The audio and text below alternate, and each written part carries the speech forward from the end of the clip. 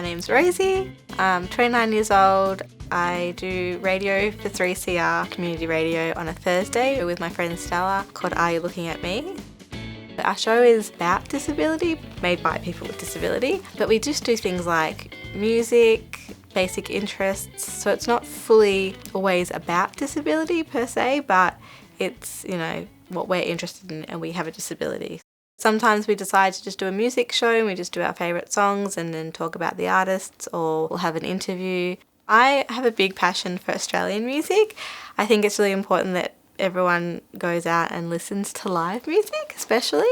I guess my main things are rock. I like a bit of Aussie hip hop as well, and just independent artists. I try and go out at least once a fortnight to see a live band.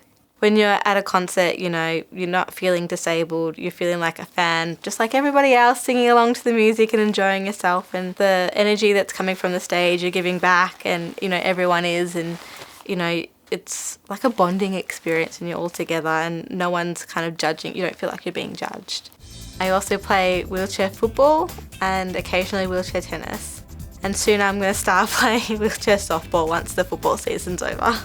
I've got 3 older brothers. They've always played football. My dad played football as a kid. So I thought, why not? I'll give it a go. It's going to be a bit of a laugh. And I ended up really enjoying it. I play for Essendon. It's actually 5 AFL teams that have come on board. My dad has gone to a lot of my football games. He's been really supportive. I think he loves football, and even if I don't get game time, he will always kind of come and support my team.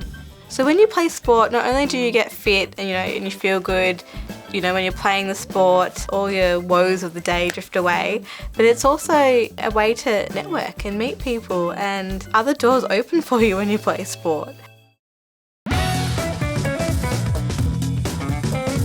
I work for Glen Iris City Council. I'm a customer service officer, and my role is we do the ageing older adults, so over 65s. We do excursions. So my role is just to call up people and let them know their pickup time for when the bus is going to come for them. Lots of phone answering.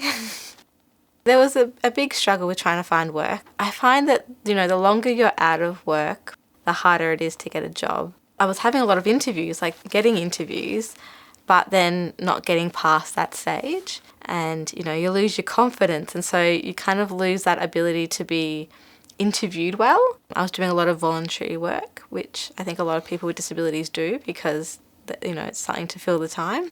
I was very lucky that someone actually wanted to give me a chance. At the start it was just 2 days a week, and it built up to 3, and then it built up to 4, and now it's going to be full time.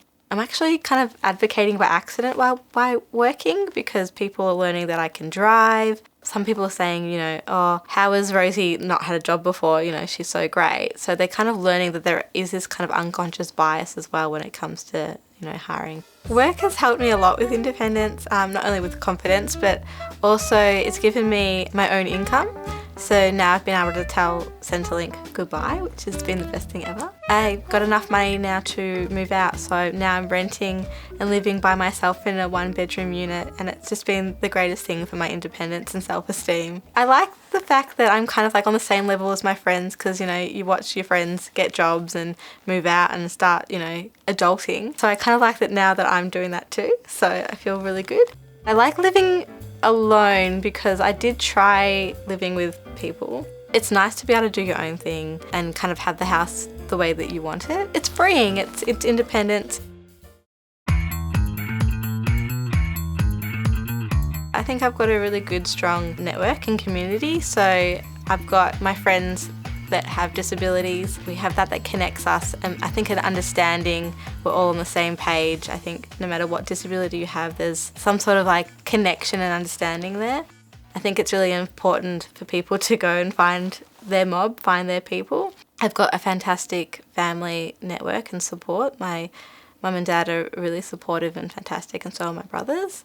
And I've also got friends that I've met outside of the disability community that have also been really fantastic and really, really important to me. My favourite saying at the moment is life's long, slow down.